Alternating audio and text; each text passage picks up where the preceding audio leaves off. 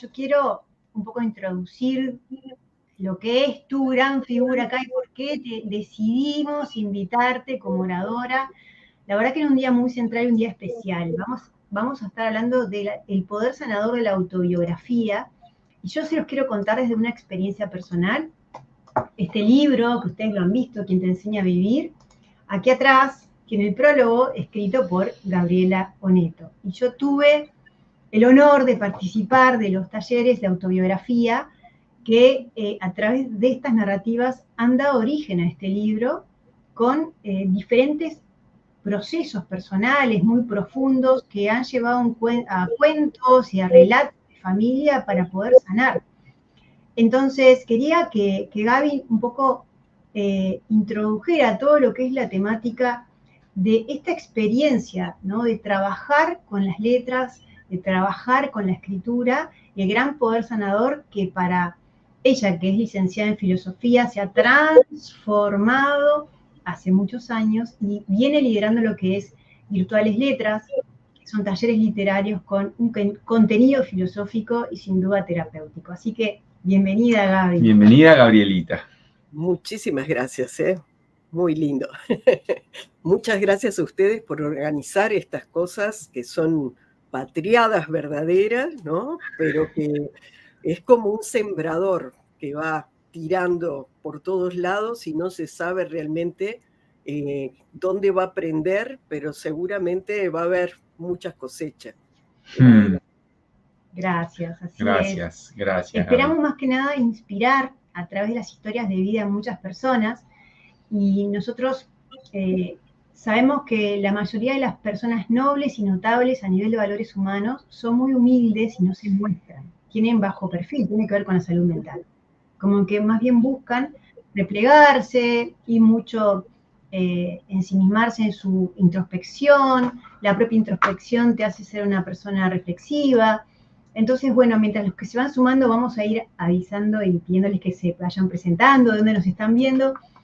También ya de paso preguntarte, porque hay gente de diferentes lugares, del interior del país, de Los Ángeles, le damos a todos la bienvenida, y preguntarte a vos, Gaby, un poco cómo fue tu introducción en las letras, ¿no? Porque la verdad es que tu historia es muy rica y inspiranos con tu propia vida, a ver. Sí, en realidad acá, ahora que les voy a empezar a compartir de qué se han tratado estos talleres, que en realidad este año cumplimos 20 años de que lo creé. Primero en un taller individual por correo electrónico y bueno, y después fue transmutándose en diferentes formatos, por decirlo así, pero sí, ya son 20 años, es un recorrido importante, entonces uno dice, bueno, ¿de dónde sale? Hoy en día hay como una especie de moda con todo lo que se llama la literatura del yo, ¿no? La autobiografía, la autoficción, pero en aquel entonces no, o sea, todavía el género autobiográfico era considerado un género muy menor, que a veces ni siquiera literario, ¿no? A ese punto. Y bueno, se ha hecho también un gran recorrido. En realidad, en mi caso, decir por qué llegué a crear este taller tiene que ver con mis propios recorridos autobiográficos, de haber sido una niña muy precoz en la lectura y la escritura, o sea, en aquella época muy precoz. Hoy en día capaz que no tanto, pero sí, yo empecé a leer a los 3 años y a escribir a los 4. Y el diario lo empecé a los 6 años. Empecé un diario personal, que ahora les voy a contar sobre eso. Y wow. Después me fui a los 8 años. La primera vez que me fui del país fue a los 8. Y bueno, llegamos y lo primero que fue, quiero escribirle una carta a mis abuelos. O sea, empecé con todo el asunto de la literatura epistolar, vamos a decir. Y experimenté muchas como transformaciones en mí misma, tanto por la escritura de cartas como por la escritura de diarios, entre los que incluyo los diarios de sueños, pero bueno, eso es una visión más amplia aún de lo que es la autobiografía, yo considero que la vida onírica está dentro de lo autobiográfico, pero entiendo que no es algo que todo el mundo va a aceptar en primera instancia. Cuando hablamos de autobiografía, hablamos de la vida de la vigilia, digamos, en 3D, ¿no? Más o menos eso sería como el marco.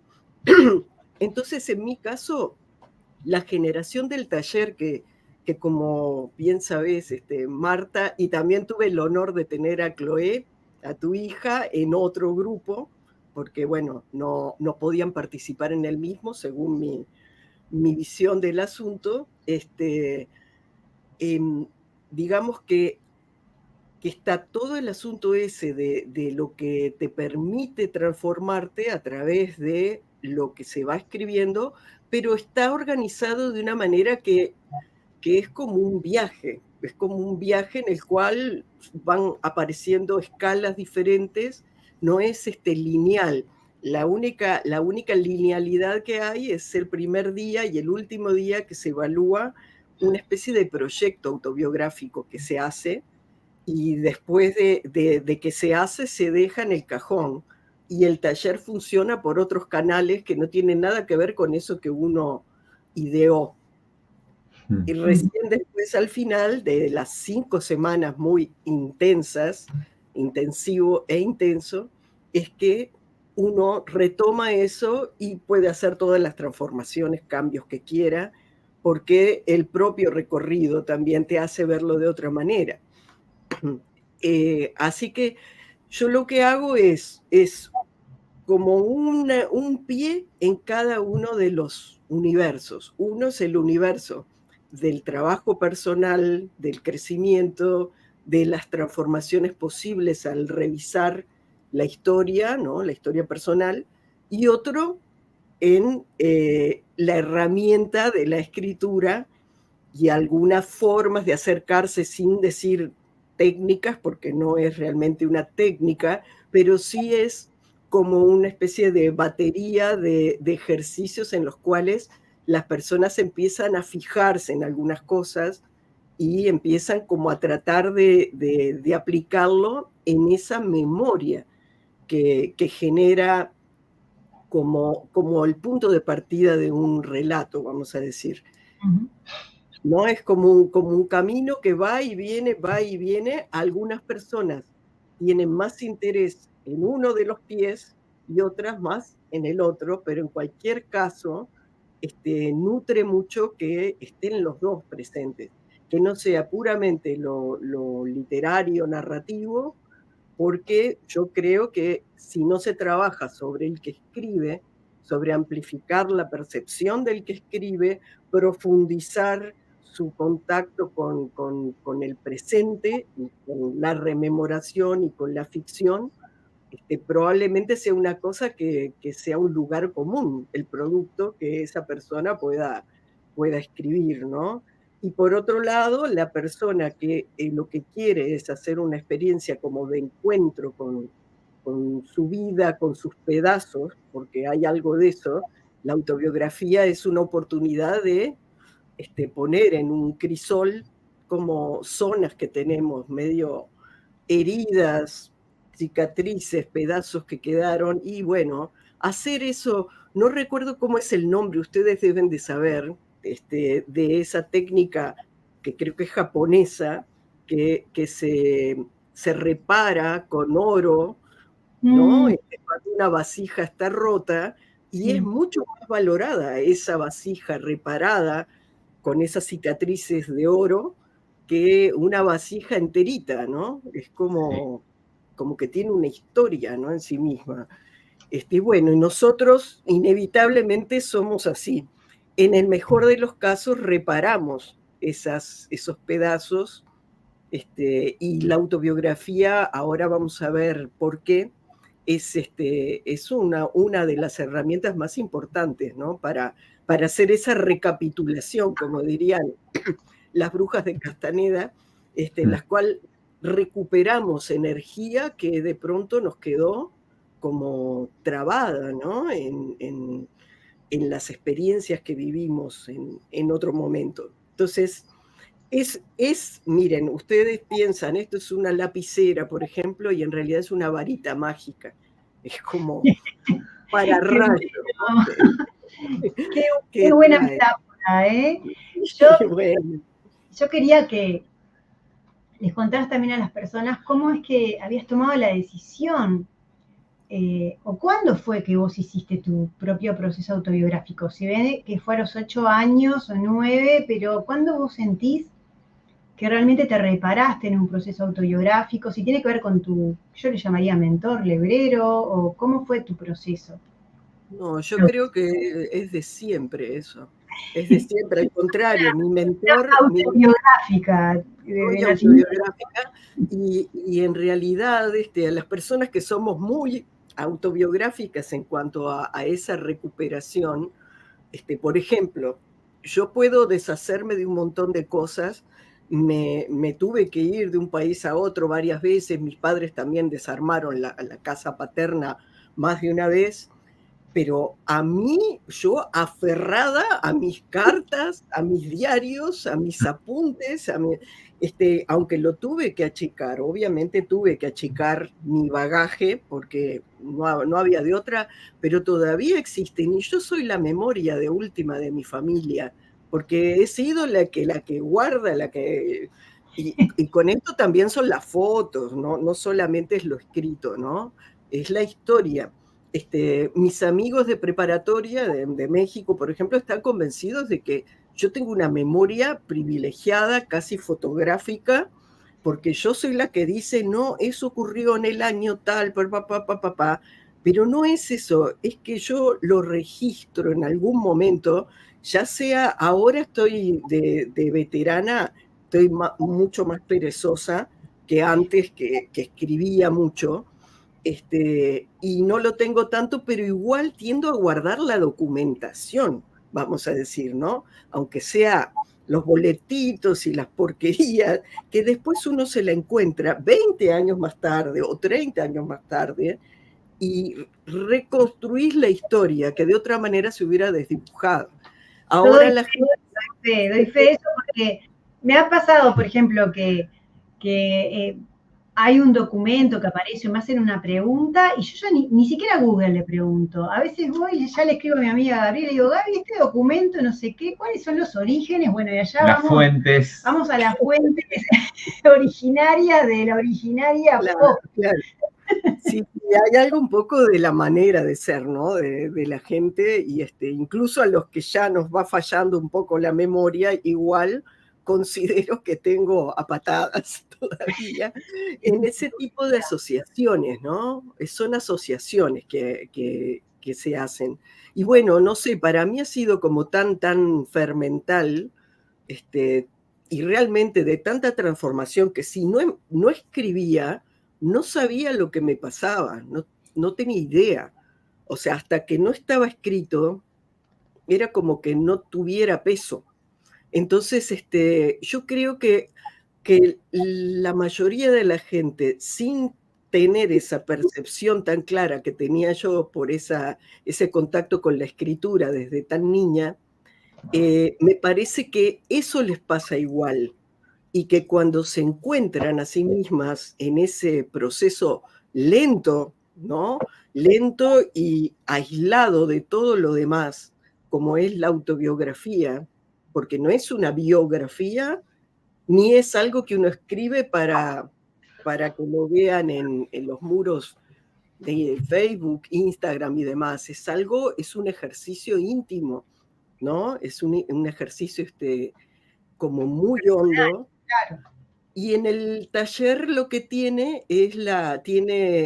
realmente hay que concederle también una importancia muy notable a lo que es un buen grupo de gente que se embarca en lo mismo, porque se potencian enormemente y bueno, lo importante es que sea gente adecuada, y siempre ha venido la gente que tiene que venir.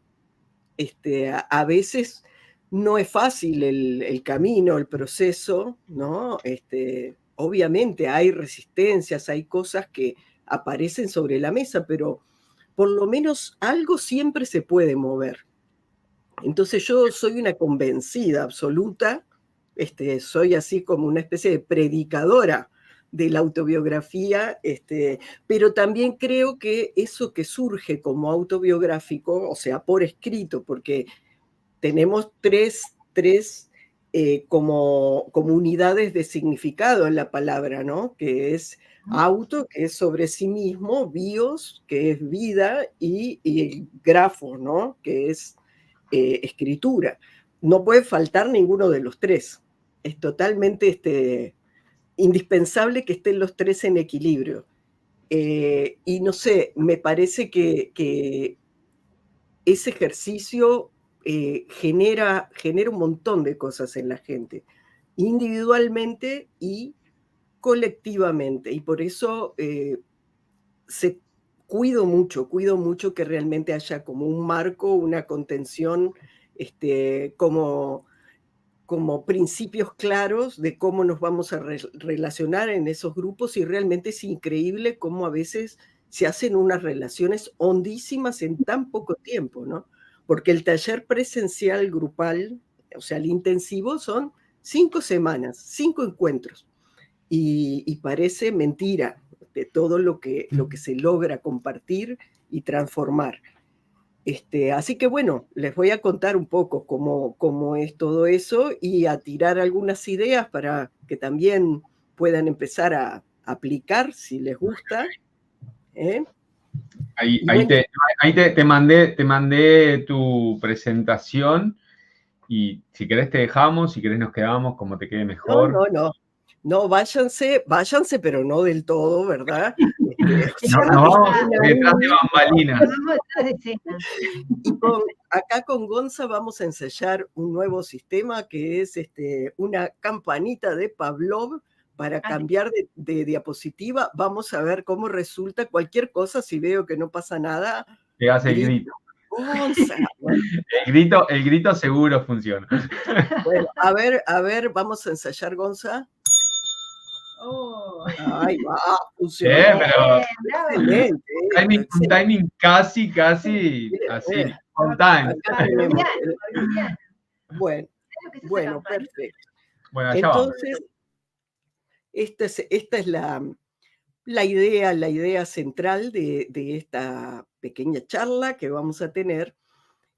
Cuando digo la autobiografía y yo, Gabriela Oneto, o yo, cualquiera de ustedes, ¿no? Que está del otro lado, porque como les decía, lo importante de la labor autobiográfica está en ese eje del yo, que a diferencia de todos los géneros que se nos puedan ocurrir, aquí es condición que el personaje, el autor y el narrador sean la misma persona, ¿no? En otro tipo de obras eso no necesariamente ocurre así.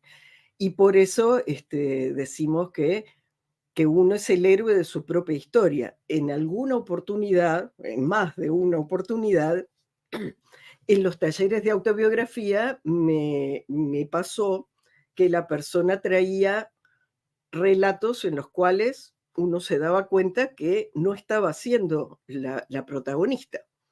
Y eso ya es un dato, ¿no?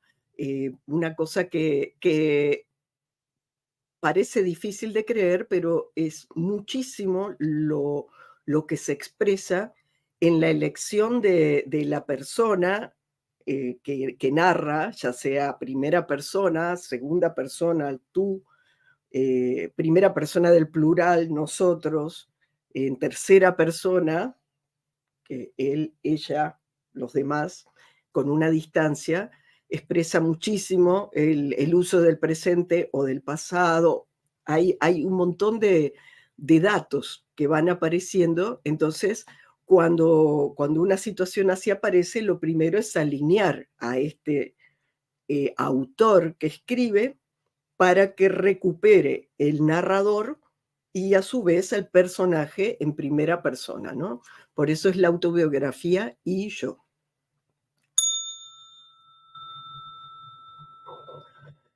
Bueno, Aquí solamente les puse unas imágenes de esa documentación autobiográfica que en general se guarda. El tema es que en las últimas décadas, más bien, no años, el exceso de producción de materiales digitales está haciendo que los perdamos de vista. Es paradójico, pero la cantidad de producción y el largarlo ahí a una especie de éter hace que después no los volvamos a ver nunca más. Incluso hasta hace relativamente pocos años, hace 10 años o quizás un poco más, había blogs. Y los blogs, al menos, eran un repositorio de todo esto y se podía volver. Y ahora realmente, si uno quiere volver a ver esos momentos, digo, está bueno como tener una selección, sobre todo cuando se trata de materiales viejos. Lo mismo con las cartas, con las libretitas, con los diarios, ¿no? Y cuanto más viejo, más difícil de recuperar esa memoria. Yo, por ejemplo, tengo las cartas de amor de mis abuelos paternos, que las heredé, por decirlo así, por ser la escritora de la familia, y las leí de pe a pa, y me cambió totalmente la visión que tenía de ellos, de la relación de ellos, para bien, vamos a decir. Bueno, y aquí está el mentado diario que les comentaba, que empecé de muy chiquita. Digo, antes los diarios, para los que no conocen cómo eran, las niñas teníamos este tipo de diario repujado de cuero, y acá no se ve porque se rompió con los años, imagínense. Esto tiene más de medio siglo. Tenía una llavecita, un candadito, una llavecita para conservar los secretos.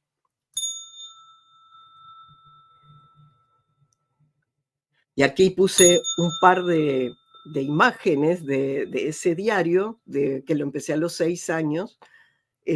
Bueno, la letra todo, lo dice todo, pero bueno, el hecho de decir, yo cuento acá mis cosas, acá tengo un universo que es solo mío, que es privado. Ya eso es como una práctica, ¿no? E incluso me he encontrado cosas muy divertidas, que hasta hubieran comprometido a mi tío políticamente por las cosas que registraba ahí, con mi inocencia total.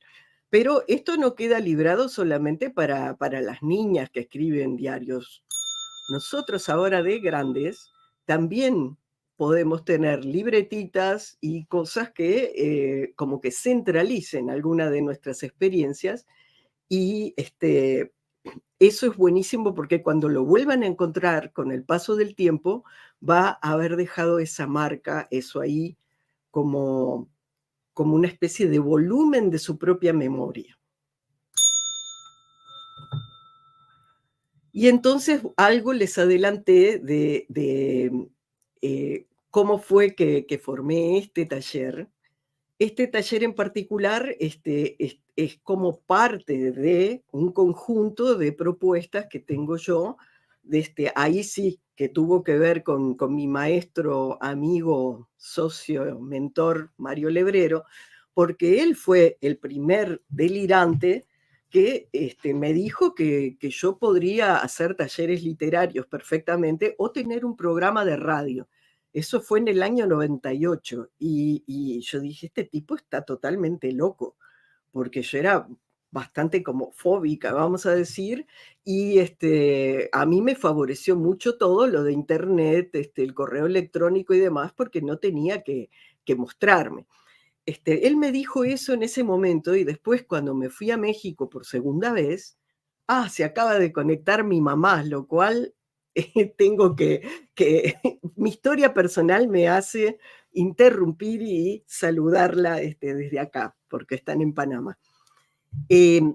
Lebrero, cuando me fui a México por segunda vez, me propuso en el año 2000 hacer una especie de sucursal y que yo manejara su taller virtual que él me entrenaba para eso y bueno, tener como una especie de segundo lugar. Y nos pusimos manos a la obra, yo armé un piloto, conseguí gente en Yahoo Groups y armé un primer piloto gratuito con gente que le interesaba el hebrero y demás, y después de eso, ese mismo año, ya armé el primer grupo pago y a partir de ahí seguí haciendo talleres, ¿no? En mi caso fue al revés que la mayoría de la gente en casi todas las propuestas. Primero armé la propuesta virtual y después la propuesta presencial.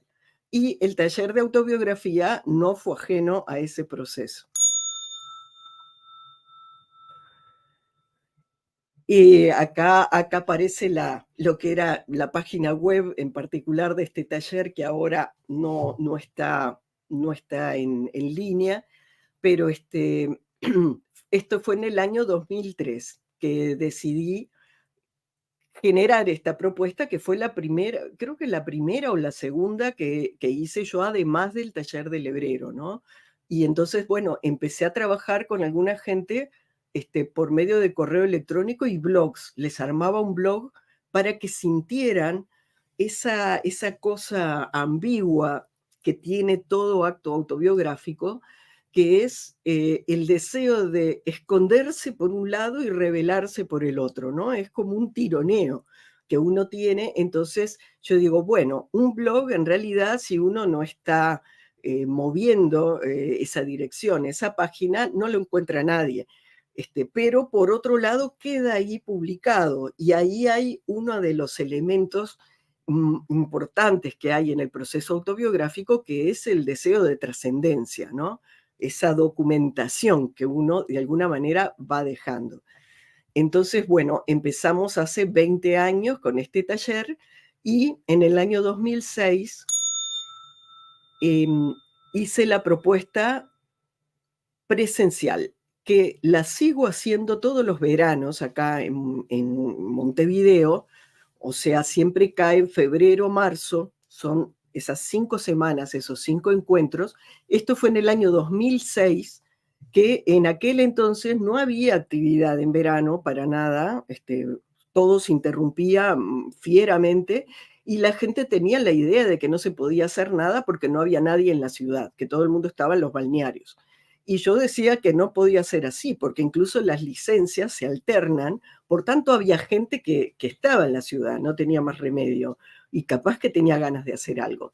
Y fue la mejor opción, y de hecho me quedé para siempre ahí en esa fecha del año. Muy rara vez hice algún taller en invierno, pero lo hago una sola vez al año, y lo hago ahí porque con este asunto estacional de Uruguay, todo el mundo está como una página en blanco, ¿no? Está descansado, está con el ambiente del verano interno y está bien dispuesto para emprender este viaje, que es un viaje exigente, vamos a decir, pero a ver, ¿cuánta gente hace el Camino de Santiago? Y no por masoquista, sino porque tiene una cosa muy, muy transformadora y muy, muy interesante. Aquí hay otro de los artículos: la autobiografía exige honestidad, algo que por supuesto sigo pensando, es así. Y bueno, yo continué mi camino estudiando, como acercándome a propuestas que tuvieran que ver con lo autobiográfico, pero como digo siempre, no es lo importante como la formación teórica.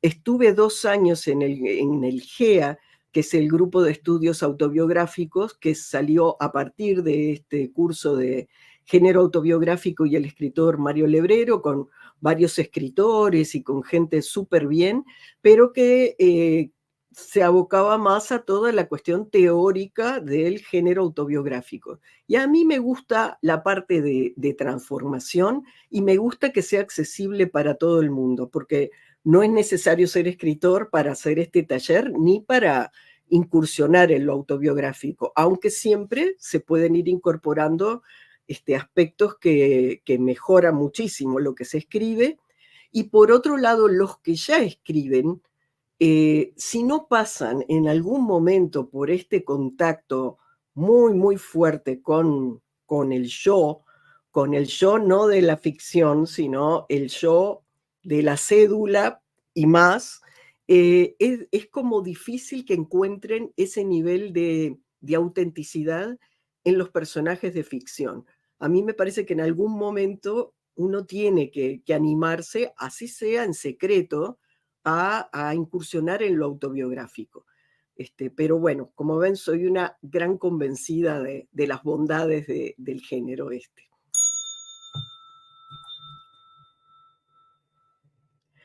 Bueno, entonces esto es lo que les estaba contando de los talleres, que empezó por este primer taller de hace 20 años, conectándome con mi historia personal, porque en realidad la propuesta del taller es eso, es empezar a conectarse. No prometo, obviamente, que una persona se meta 5 semanas a un taller y escriba su autobiografía. Y además, con el correr de los años, uno va acumulando más décadas, o sea que es más largo, ¿no?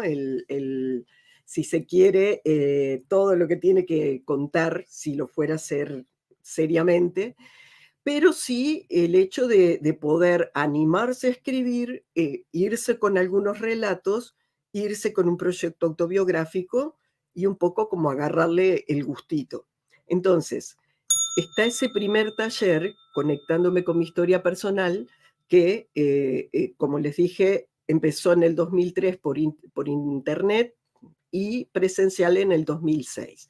Y después, con los años, fui agregando diferentes módulos de profundización que los hago una vez cada mucho tiempo, porque en realidad tomé la opción de que solamente puedan inscribirse las personas que ya hayan hecho conectándome con mi historia personal. O sea, que saben a lo que vienen y no le tienen miedo a los bifes de la actividad autobiográfica. Lo pueden haber hecho virtual, presencial, individual, grupal, pero que ya hayan hecho ese primer encuentro. Y bueno, está el módulo de infancia, que es Llegando al mundo, el niño del que partí. Después el de juventud, que es adolescencia y juventud, el huracán de la vida. El de viajes, que es viajes y la metáfora de irse de casa. Y después, en el 2021, aprovechando que se popularizaron todas estas como formatos de videoconferencia y la mayoría de la gente los está manejando hoy en día, hice una propuesta que utiliza para ciertos encuentros. Es una propuesta de 2 meses. No es tan intensiva, la lleva de otra manera, pero solamente tenemos 3 Zoom. Después, el resto es semana a semana, pero es por escrito, porque me parece muy importante cuidar lo que viene siendo la privacidad, ¿no? Por la temática autobiográfica, que es más delicado. Yo, cuando vienen al taller presencial, cuido mi entorno y cierro la puerta y se acabó, pero yo no tengo control sobre quiénes están del otro lado.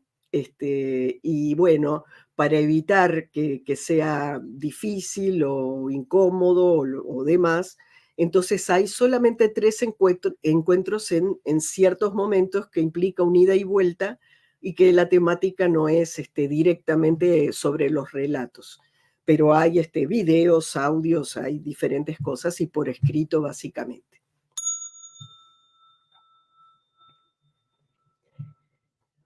Bueno, entonces, acá, como ven, esta imagen me gusta mucho utilizarla porque tiene toda la interrelación y todo ese sistema que uno lleva de su propia familia, porque por supuesto que en el trayecto de la autobiografía de cada quien van a aparecer sus padres, sus hermanos, sus abuelos. Eso no se sabe en realidad, ¿no? Bueno, los hijos, o sea, todos los vínculos de alguna forma, tarde o temprano alguno aparece, y hay algunos que tienen un protagonismo especial, y eso también es parte de los datos que recibimos, si se quiere.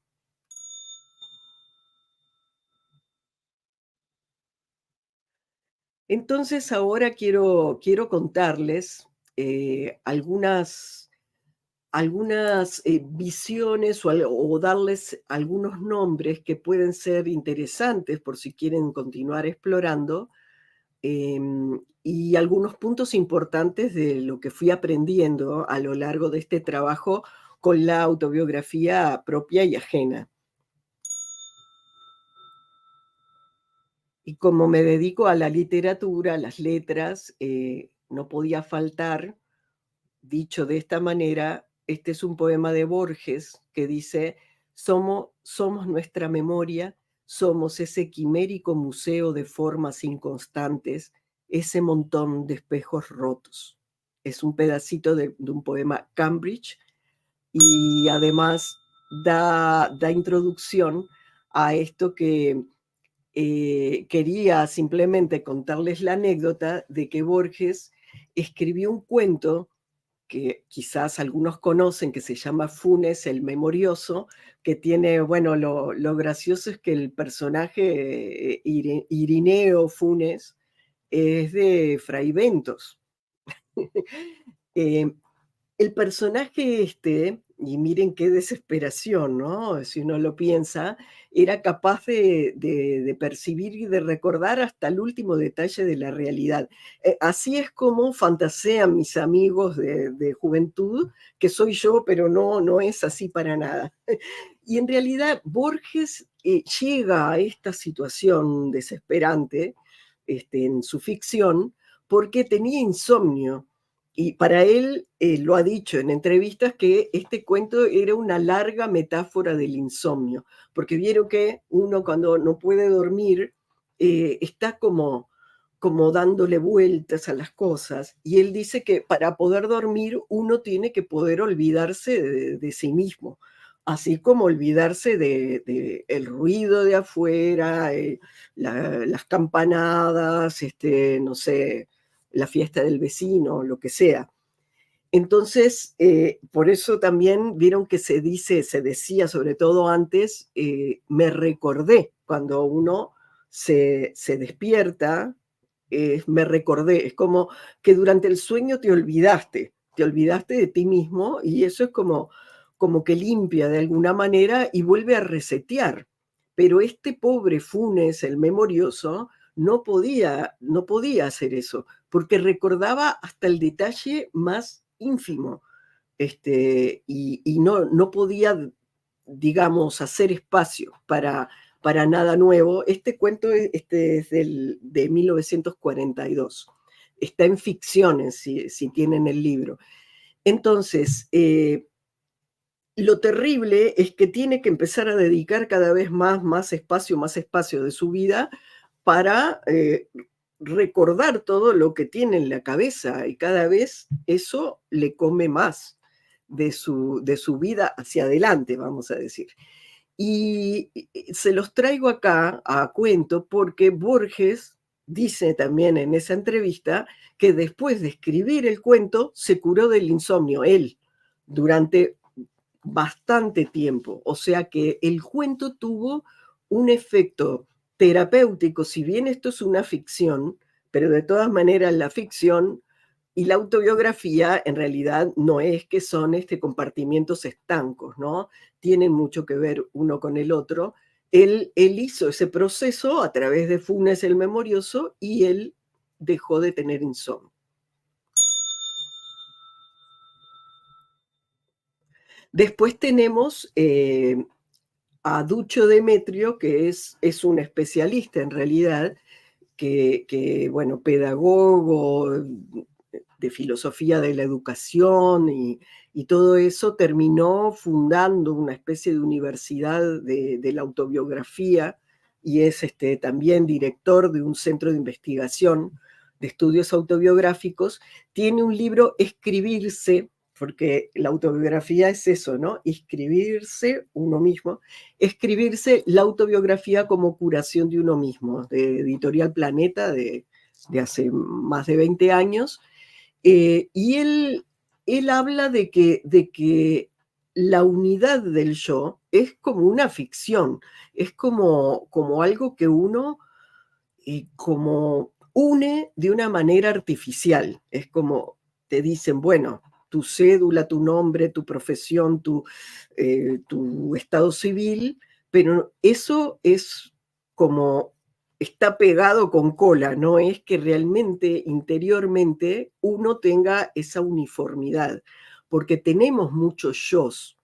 O sea, el yo de la juventud no es el mismo que tiene una persona en la mediana edad ni en la tercera edad, y el de la niñez menos, ¿no? Y eso es normal, es parte de ser habitados por diferentes voces, ¿no? Y él dice que hay un momento en la vida en que uno siente la necesidad de relatarse de un modo distinto al habitual, y ese es como el momento autobiográfico. Y a partir de ahí hay como una suerte de reconciliación de esos aspectos internos. Y me gusta traer esto acá a cuento de la cumbre esta de valores para la paz en la que estamos, porque justamente la autobiografía en lo que puede como colaborar en esa búsqueda tiene que ver con eso, con la reconciliación de los aspectos internos de uno mismo y con la reconciliación con otros. Y el proceso autobiográfico nos permite bastante en esa dirección. Entonces, es una forma de paz a la que se llega, y me parece importante señalarlo. Y después está James Pennebaker, que este profesor de la Universidad de Texas, es muy, muy interesante su trabajo, que seguramente es desde una perspectiva conductista, por el tipo de trabajos, mediciones y cuestiones que hace, pero él ha propuesto una técnica que es algo así como escritura expresiva, porque estuvo desde comienzos de los 80, por ahí, empezó con ciertos experimentos de evaluar a la gente que había atravesado situaciones traumáticas muy dolorosas y ver qué pasaba a través de esa escritura expresiva que implicaba de algún modo la liberación de un secreto, ¿no? Entonces, el proceso ese que se hace que uno se detenga sobre la experiencia esa que vivió, que reevalúe las circunstancias de ese momento, que lo vuelva como a vivir, ¿no? Y que genere una nueva representación en el cerebro de eso que ocurrió, si se quiere. Pero lo interesante es, yo cuando creé el taller de Conectándome con mi historia personal, le puse como subtítulo Taller de Memorias y Escritura Curativa. Y siempre aclaraba que, bueno, que dentro del marco del taller, por supuesto, no era un grupo terapéutico, no pretendía sustituir para nada, ni lo pretende, el trabajo directo con un terapeuta, con un psicólogo, con el profesional que corresponda, pero que la escritura misma de lo autobiográfico, por esa capacidad ordenadora que tiene y de reevaluar y de ver hacia atrás, tenía una especie de efecto como terapéutico, armonizador, sanador. Y resulta que luego, cuando di con el trabajo de este hombre, él había hecho trabajos y observaciones clínicas con enfermedades físicas. Estamos hablando de situaciones en las cuales hubo algún tipo de trauma y vieron que para hablar de trauma no es solamente lo que uno vivió, sino lo que uno pudo hacer con lo que vivió, que es diferente.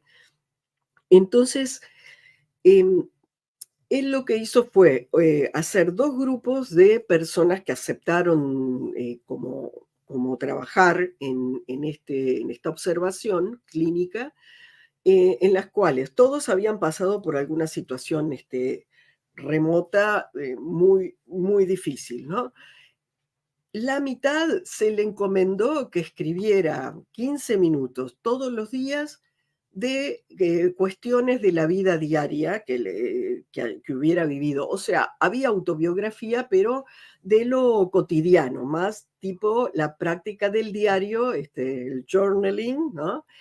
Eso hacía la mitad del grupo. Y la otra mitad escribía sobre aquellos recuerdos traumáticos del pasado remoto, o sea, es una autobiografía más en el sentido de la palabra, también los mismos 15 minutos. Estas personas que participaron en el experimento, todas tenían o asma crónica o reumatitis, como artritis reumatoide, ¿no? Entonces, lo interesante fue que al cabo de varios meses se volvió a evaluar a la gente que había participado y los que habían escrito sobre la vida cotidiana no tenían ninguna diferencia. Los que escribieron de su pasado remoto y traumático habían mejorado enormemente sus síntomas. Entonces, ahí muestra algo que estamos hablando de una sanación ya bastante más potente, ¿no? Él dice que se sube la inmunidad, que mejora el sueño, que ayuda a controlar la presión arterial, ¿no? Y bueno, con eso también reduce el consumo de fármacos y todo eso.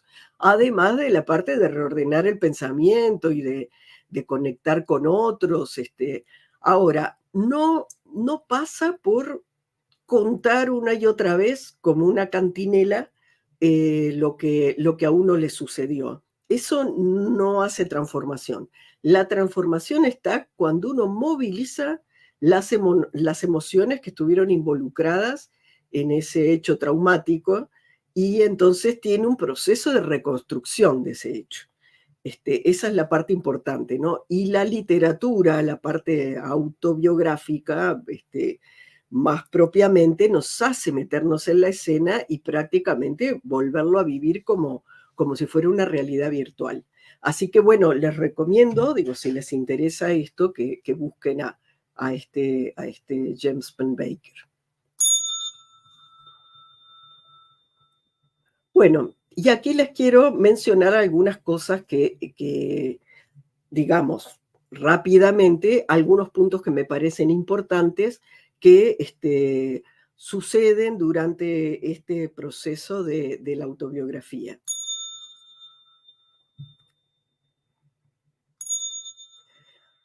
Bueno, primero que nada tenemos el pacto de verdad con el lector. Y eso quiere decir que, si bien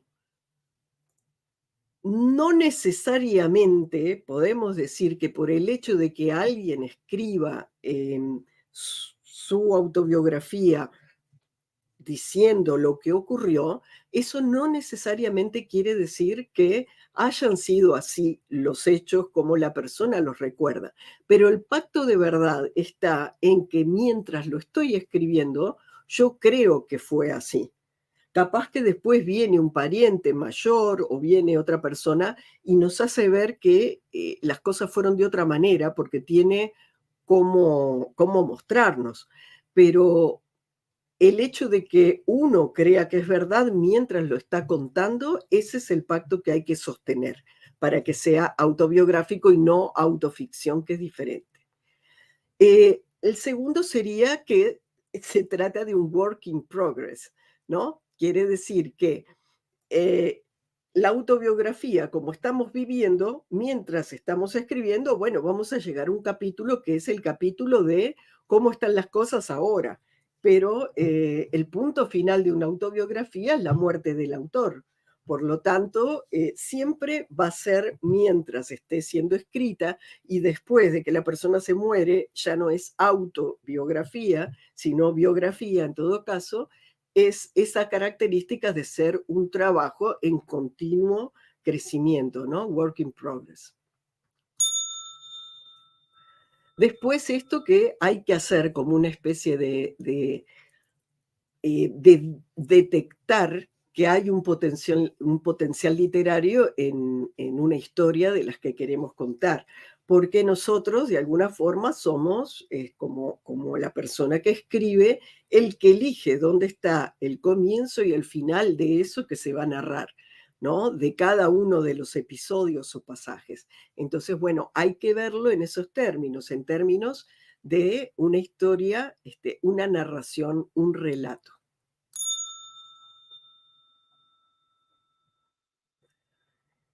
Y bueno, esto es lo que estábamos hablando, esta forma de trabajo introspectivo tiene esos beneficios secundarios de ayudarnos a transformarnos, ¿no? Después, otra muy importante es esta voluntad de registro que de algún modo implica una trascendencia, o sea, implica que estamos poniendo fuera de nosotros ese documento que queda como un texto y que cuando uno no esté más, eso va a poder ser leído, como yo leí las cartas de mis abuelos, ¿no? Entonces, esto es muy importante tomarlo en cuenta como una dimensión de lo autobiográfico. Bueno, lo que mencionamos, potencial terapéutico en la propia escritura, reorganizar cognitivamente todo eso que vivimos, porque a veces lo que se cambia es simplemente la forma de mirar, con eso como que transformamos los hechos prácticamente. Esta es muy, muy interesante, que es cómo una tragedia que vivimos cuando nos conectamos con la figura heroica a su vez que ha atravesado por esos hechos y los ha sobrevivido, entonces aparece la figura heroica, el héroe, la heroína que vive y atraviesa y se transforma. Acá yo tengo varios talleres, varias propuestas que tienen que ver con lo mitológico. Me gusta mucho también asociar lo mitológico con lo autobiográfico, pero bueno, ese es otro tema. Y ahí uno ve como más de cerca también todo lo que es el camino del viaje del héroe, que es un típico viaje de transformación. Por ejemplo, en la propuesta de Marta Flores, de Quien te enseña a vivir, tenemos esas 3 etapas, ¿no? De la transformación. Tenemos la siembra, luego esa transformación y la cosecha. Y en el viaje del héroe se sigue el mismo esquema de un inicio, un apartarse de la vida conocida, ir hacia otro mundo en el cual se vive todo el camino de aventuras transformadoras y volver al mundo inicial, al mundo familiar del que partimos, pero habiéndonos transformado nosotros y a su vez teniendo el potencial para transformar ese mundo, siempre y cuando uno no termine crucificado o en la hoguera o demás, que podría pasar, pero eso solo en el caso de que la sociedad no esté preparada para el mensaje. A veces también las cosas salen bien, ¿no? Entonces, este punto me parece muy importante, que tiene que ver con ese ordenamiento cognitivo, con ese potencial terapéutico, es convertir nuestros dramas, nuestras tragedias, en una historia heroica, ¿no? Y bueno, y apropiarnos de ese yo, de esa primera persona que existe, es súper importante, es el hecho de poder decir, esto soy yo, esto único aparte, único, irrepetible, intransferible, incopiable, ¿no? Porque somos no solamente nuestra genética, somos no solamente nuestra familia, somos también lo que nos tocó vivir, somos también lo que hacemos con lo que nos tocó vivir. Y bueno, la autobiografía creo que es una afirmación poderosísima de todo eso. Y esto es lo que les digo, el que escribe su autobiografía es el héroe de su propia historia, tiene que serlo, ¿no? Acá yo puse las la figura de Hércules, porque al hablar de la figura del héroe, que Hércules es un ejemplo, estamos hablando de su humanidad, pero hay una diferencia importante, y es que un inmortal no tiene deseo de trascender porque es inmortal. Nosotros es muy distinto. Cuando conectamos con nuestra inmortalidad, con nuestra mortalidad, entonces viene esas ganas de que quede una huella de nuestro paso de alguna manera. Ahí nos encontramos con los famosos hijo, libro, planta, ¿no? Y bueno, acá hay algo de eso. Ustedes nunca se van a encontrar algo como esto. El diario íntimo de Hércules, no, porque el héroe no tiene necesidad de dejar nada, probablemente sea más bien, seamos nosotros de afuera los que contemos la historia heroica, ¿no? Pero en la autobiografía es el autor. Y por ejemplo, tenemos de Gusdorf, que es un teórico del autobiográfico, yo puse 12 trabajos, no son nada. ¿Por qué? Porque en realidad en la autobiografía realmente se hace, tiene una parte, bueno, como digo, como el camino de Santiago de Compostela, ¿no? Ahí va, la gente dice que sí, que le cuesta, que se cansa, que todo, pero lo hace. Y acá hay algo de eso, ¿no? Hay ese esfuerzo, pero que tiene una promesa. Entonces él marca que lo autobiográfico nos pone en el lugar de relatar una vida singular. Hay una introspección dolorosa, porque tarde o temprano la hay una confesión, hay una higiene moral, ¿no? Porque las cosas quedan como en su lugar, y hay una conversión del sujeto. De hecho, el primer ejemplo que se toma como de autobiografía pura, ¿no? Como de contar toda una vida, es de San Agustín, que tiene sus confesiones, ¿no? En la cual cuenta toda su vida disipada de juventud y su conversión con la experiencia del cristianismo. Así que esa es una de las referencias. Y otras de Montaigne, son como en lo autobiográfico son bastante como paradigmáticos, si se quiere. Y acá tengo una cita de Joseph Campbell, mitólogo muy recurrido por mí, que dice: todos necesitamos contar nuestra historia y comprenderla. Todos necesitamos comprender la muerte y llegar a un acuerdo con ella. Y todos necesitamos ayuda en nuestros pasajes del nacimiento a la vida y después a la muerte. Y para terminar, yo solamente quiero dejarles algunas precauciones, por decirlo así, que hay que tomar con esto autobiográfico. La más importante quizás del proceso es que separen bien el momento creativo del momento editorial o potencialmente editorial, que me refiero con eso a que el hecho de que yo lo esté escribiendo no me compromete a hacerlo público, ni a que otras personas lo lean, ni a hacerlo un libro, ni a nada.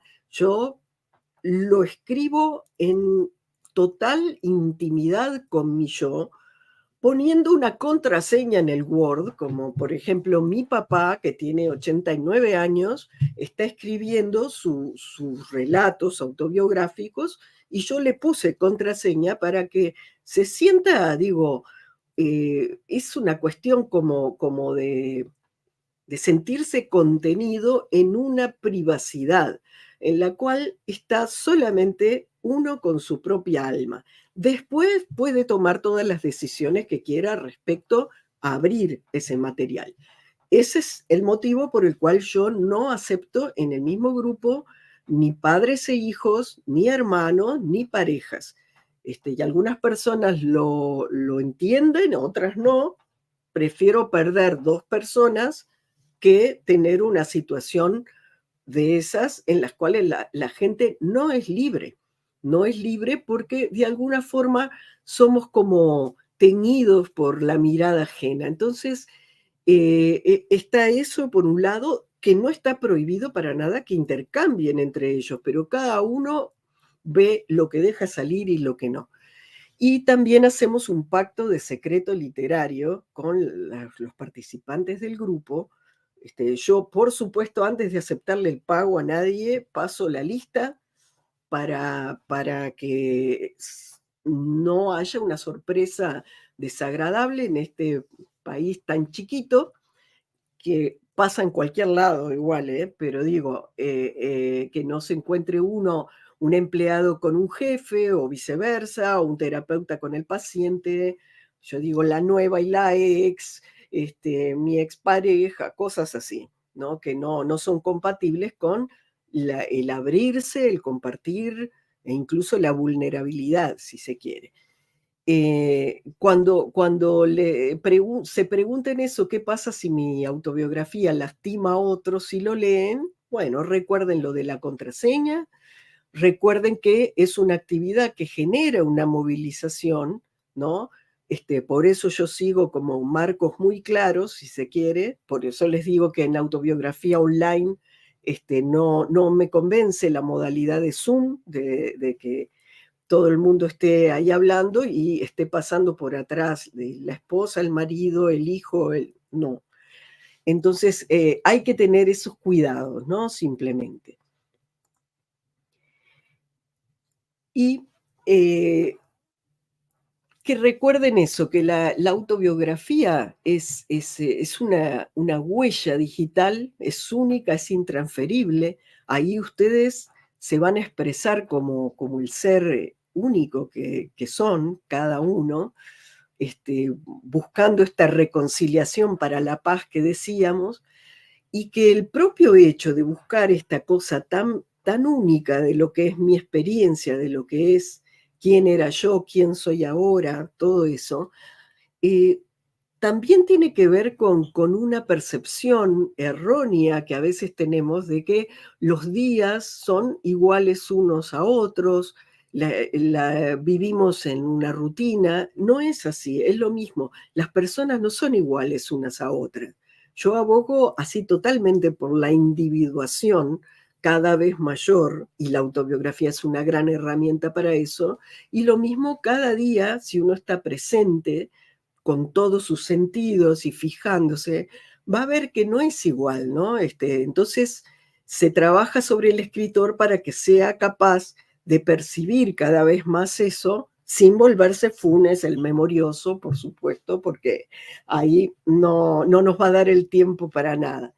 Pero con este tipo de escritura, uno tiene el potencial de convertirse en terapeuta de sí mismo, si se quiere, de ayudar a ver los procesos, saber qué fue lo que ocurrió y darle otra dimensión. Y bueno, les dejo un par de ejercicios para que hagan, si les gusta la idea, ejercicios en solitario, que es que busquen el hilo conductor, cada uno busque. Imagínense que tuvieran que hacer, como hacemos en el taller de autobiografía, en el primer encuentro está el único ejercicio de ficción de todo el taller, que tiene que ver con el hecho de plantear un proyecto autobiográfico como si uno tuviera una especie de contrato con una editorial para escribir su autobiografía. Entonces tiene que planteárselo como un libro. Y de hecho algunos se convierten en libros, ya vieron el de Marta, y bueno, hay personas que continúan con su proyecto. Entonces, en ese ejercicio, lo que yo busco es que como son todas personas distintas, buscar qué es lo diferencial, ¿no?, de mi historia de vida, que me permite como plantear esto en los anaqueles de una librería como algo que le llame la atención a alguien y pueda ver a través de lo poco que capta en la tapa, en el título del libro, en la contratapa, en el índice, ver un poco de qué va esa historia de vida. Entonces, para eso tengo que buscar algún tipo de hilo conductor. Yo siempre dije que si fuera a escribir mi autobiografía, tendría que basarme en mis idas y vueltas entre Uruguay y México, que son varias, y bueno, de alguna manera me parece que eso me condiciona y ese es el juego geográfico al que apelaría. Pero hay muchas maneras de organizarse de acuerdo a cada una de las vidas. Entonces busquen cuál es el hilo conductor y que eso se refleje en el título que le pondrían, en los nombres de los capítulos, en todo eso. Y el otro ejercicio es pensar en qué género literario está escrita mi vida, ¿no? Esto no quiere decir que ustedes tengan que escribirlo en ese género literario. Más bien, lo que quiere decir es que haciendo este ejercicio de autoconocimiento, yo me pregunto, ¿mi autobiografía, mi vida hasta ahora, ha sido una tragedia? ¿Ha sido una comedia? ¿Ha sido una novela de detectives? ¿Ha sido una película de terror? ¿Ha sido irónica o ha sido erótica o ha sido, no sé, cada uno buscar en qué tono está escrito por la vida su historia, ¿no? Entonces, bueno, me parece que eso puede ser un ejercicio muy lindo y nada más tengo para compartir con ustedes ahora. Acá les dejo los datos de contacto y también a través de Gonza y de Marta pueden conseguirlos. El WhatsApp se los dejo porque, sobre todo a partir de ahora de mediados de diciembre, se pueden agendar para tener una charla. Si les llega a interesar hacer el taller de autobiografía, empezaría el 20 de febrero, va a ser los martes, 5 encuentros. Entonces voy a tener habilitado ahí en un link que se los paso por WhatsApp, es el WhatsApp de los talleres, un cafecito virtual, la agenda de 2 semanas, digo, hasta fin del año, para conversar, para informarles, para inscribir, porque voy a inscribir a partir de ahora nomás. Bueno, y ahí tiene también lo de las redes. Y también quiero invitarlos a las lecturas de estación, que es un ciclo que hacemos en Tribu, que es un espacio cultural precioso de Montevideo, que está en Maldonado, 1858, casi Frugoni. Y esa es nuestra casa, digamos, desde el 2021 tenemos un ciclo estacional, una lectura de escritores del taller por estación, y en verano hacemos 2 porque es nuestro cierre del año. Entonces tenemos una el martes 28 de noviembre a las 8 de la noche y el domingo 3 de diciembre a las 6 de la tarde en la azotea de Tribu. Están invitados, entrada libre, y tenemos un mini videíto para que vean esto y para que vean la invitación también a lecturas de estación. Y muchísimas gracias por nada más eso. Gracias.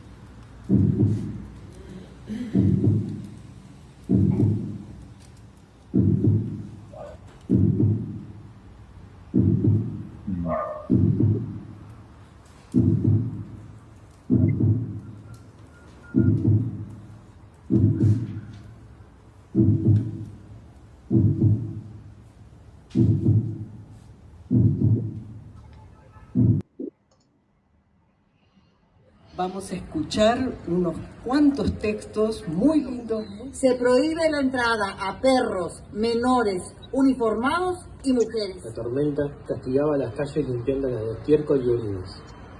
El olor nauseabundo. Veo que usan tecnología de punta, le digo, sin poder contenerme. Es que acá usamos todo hasta que realmente no funciona más, me responde. Unos piensan que la salida es para la izquierda y otros para la derecha. Yo elijo la izquierda, no por intuición, sino por coherencia política total. Si no podía bajar de peso, iba a disfrutar y saborearlo todo. El gusto rancio de la medicación a la lengua, los quistes que sobresalen de mi útero. Leo en mi mente los renglones de la hoja rota que tiré. Yo soy el flaco Fernández. Arrojo al aire con una voz aflautada que salía de una enorme humanidad desvencijada. Podría jurar que allí se desarrolló una orgía de monitos tití bajo el efecto de la cocaína. No, una orgía no, dos. Es que lleváramos un alimento no perecedero. Yo no sabía que era eso. Mi madre me dijo, es algo que no se pudre. El cuerpo de mi hermano, mientras la noche sucede turbia. Pero el nudo era la tortuga y yo no quería pensar en la tortuga nudo. Yo quería pensar en los porqués. Les agradezco a todos enormemente que hayan estado.